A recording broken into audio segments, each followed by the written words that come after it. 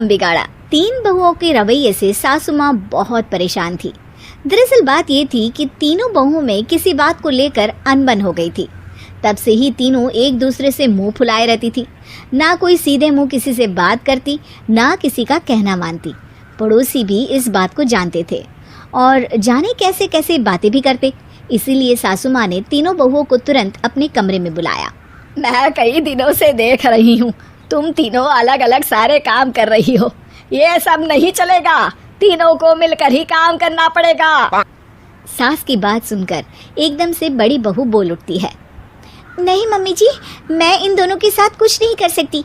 मैं इस घर की बड़ी बहू हूँ, फिर भी ये मेरा कहना बिल्कुल भी नहीं मानती। अरे जेठानी जी, जानबूझकर मुझे डबल काम करवाती है आप, और छोटी मुझसे टेढ़े मुंह ही बात करती है। इन दोनों के बीच हमेशा सैंडविच बन जाती है मेरी, और मैं हमेशा आलू की तरह बीच में मसली जाती हूँ।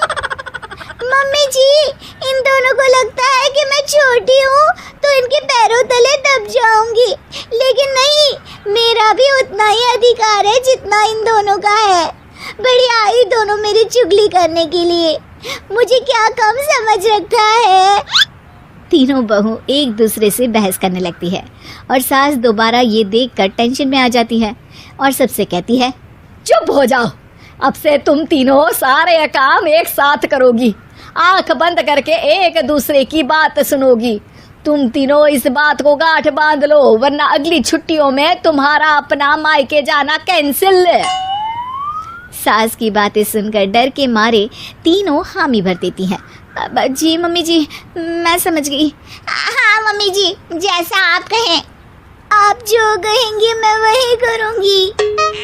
तीनों बहू सास की बात को गांठ बांध लेती है और वादा करती है कि अब से सारे काम वो तीनों एक साथ मिलकर ही करेंगी। ये सब देखकर सास खुश हो जाती है और वहाँ से चली जाती है। नीचे जाकर वो देखती है कि घर में शर्मा जी आए हुए होते हैं।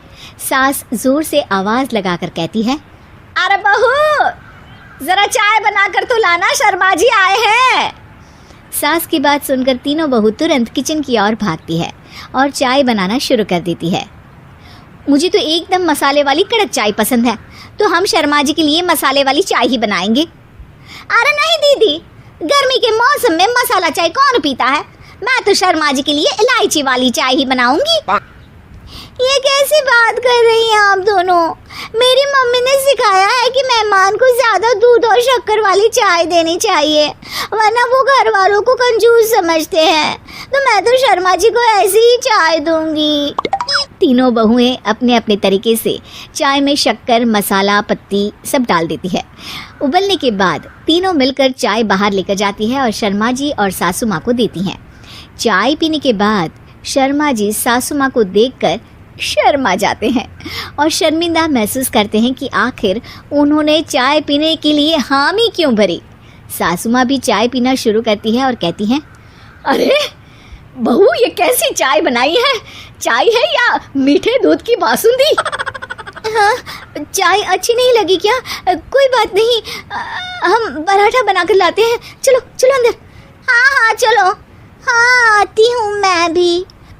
नहीं नहीं, मेरा पेट चाय ने ही चौपट कर दिया, वही काफ़ी है। पराठे से पोपट नहीं करवाना, मैं तो चलता हूँ। शर्मा जी चुपचाप पतली गली से निकल जाते हैं। अगले दिन सास बहुओं से कहती है, अरे बहू, जाओ जाके ऊपर के गेस्ट हाउस की सफाई कर दो। कल हमारे यहाँ मेरे दूर के रिश्तेदार आने वाले हैं, तो पूरे कमरे को चमका देना, समझी? तीनों बहू सास की बात को मानकर ऊपर सफाई करने चली जाती हैं और तीनों कमरे की सफाई चालू कर देती है। बड़ी बहू मकड़ी के जाले साफ करती है, तो बीच वाली झाड़ू लगाना और छोटी वाली सर्फ डालकर जमीन धोना शुरू कर देती है। अरे दीदी, जेठानी जी, अभी मैंने पूरी फर्श धोई और आप फिर से धूल नीचे गिरा रही हैं। और मछली जेठानी जी, आप बिना झाड़ू की धूल यहाँ छटक रही हैं। अरे तीनों को साफ करना है, एक साथ सफाई करते हैं ना। अरे वही तो, हम साथ साथ हैं, घर साफ साफ है।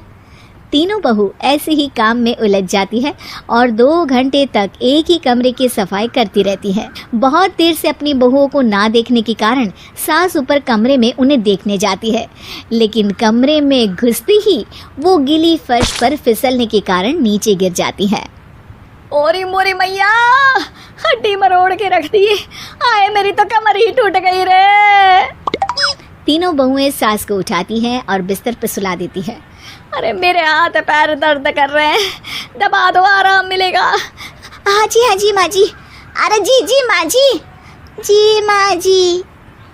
और तीनों बहुएं एक साथ सास के हाथ को दबाना शुरू कर देती हैं। माँ की तो चीख ही निकल जाती है और नतीजा ये होता है कि सास के बचे हुए शरीर में भी दर्द उठ जाता है। हाय राम, ये क्या कर दिया तुम तीनों ने। अरे मेरी तो किस्मत ही फूटी है कि तुम जैसी बहुएं मुझे मिली। हे भगवान, पूरे शरीर में दर्द बढ़ गया है। अब तो पता नहीं कि चल भी पाऊंगी या नहीं। माफ करो, मुझे गलती हो गई मुझसे कि तुम तीनों को एक साथ काम करने के लिए बोला। सोचा था तीनों मिलके अच्छे से काम करेगी, लेकिन बड़े बुजुर्ग सही कहते थे कि 3 तिगाड़ा काम बिगाड़ा। तुम लोगों ने ये बात ना आज साबित करके दिखा दी। तुम तीनों को तो समझाना यानी मानो भैंस के आगे भी न बजाना है। तुम्हें अकेले अकेले काम करना है ना, तो अब से तुम अकेले ही अपना अपना काम करो।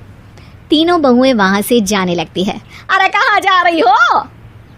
आप ही ने तो कहा कि अपना अपना काम करो, तो मुझे मुल्तानी मिट्टी लगानी है। अरे मुझे अभी तो नेल पॉलिश लगानी है। मुझे ना मेहंदी लगानी है।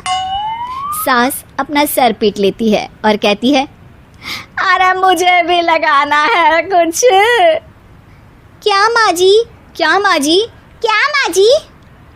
तुम्हारे घर वालों को फोन तुम्हारी हरकतें बताने के लिए।